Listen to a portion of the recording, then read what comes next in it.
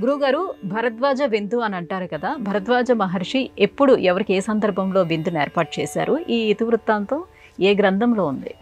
శ్రీరామాయణంలో భరద్వాజ ముఖానందకరామ అనే నామాన్ని కూడా మనం తలుచుకుంటే భరద్వాజాశ్రమ వృత్తాంతం సందర్భం పలుమార్లు మనం స్మరించుకోవచ్చు. సీతా సమేతంగా రామచంద్రమూర్తి ఋష్యాశ్రమాలను సందర్శించే సమయంలో భరద్వాజాశ్రమం చేరుతాడు. అలా చేరినప్పుడు సీతా సమేత రామచంద్రమూర్తికి భరద్వాజ మహర్షి విందు ఏర్పాటు చేస్తాడు.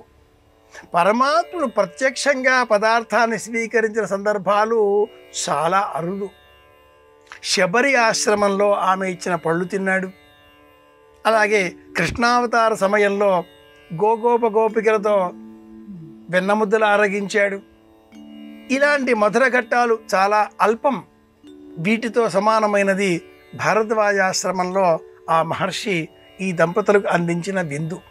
అలాగే మళ్ళీ రావణ సంహారం అనంతరం సీతా సమేతుడైన రామచంద్రమూర్తి పుష్పక విమానాన్ని అధిరోహించి తిరిగి వస్తూ ప్రయాణంలో తాను ఏ చెట్టు వద్ద, ఏ వృక్షం వద్ద, ఏ కొండ వద్ద, ఏ బండ వద్ద నీ గురించి అడిగానో అనే వివరాలు సీతాదేవికి తెలియజేస్తూ ఇక్కడే అక్కడే అంటూ చెబుతూ, ఇది కర్కాటక రాశి వారికి సంబంధించినటువంటి ఆలోచనలు ఇలా ఉంటాయి. వాళ్ళు ఎప్పుడు చంద్ర నక్షత్రం కాబట్టి ఇలా వ్యవహరిస్తారు. అలా తిరుగుతూ ఇదే భారద్వాజ మహర్షి ఆశ్రమం కదా అని గుర్తు చేసి పుష్పక విమానాన్ని అక్కడ నేలపైకి దించడంతో ఆ మహర్షి సీత లక్ష్మణ సమేతుడైన రామచంద్రమూర్తితో సహా యావత్తు వానర సైన్యానికి కూడా భారద్వాజ మహర్షి అత్యద్భుతమైన విందు ఏర్పాట్లు చేస్తాడు.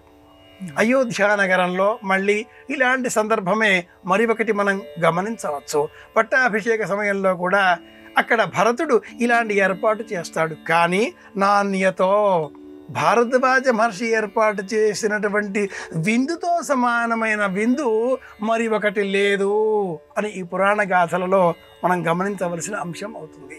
అతిథిని గౌరవించడం, సన్మానించడం, లేక అతిథి మర్యాదలలో ఆ భోజన పదార్థాలని ఎలా అందించాలి అనే అంశాలను కూడా మనం భారద్వాజుని విందు ద్వారా తెలుసుకోవచ్చు.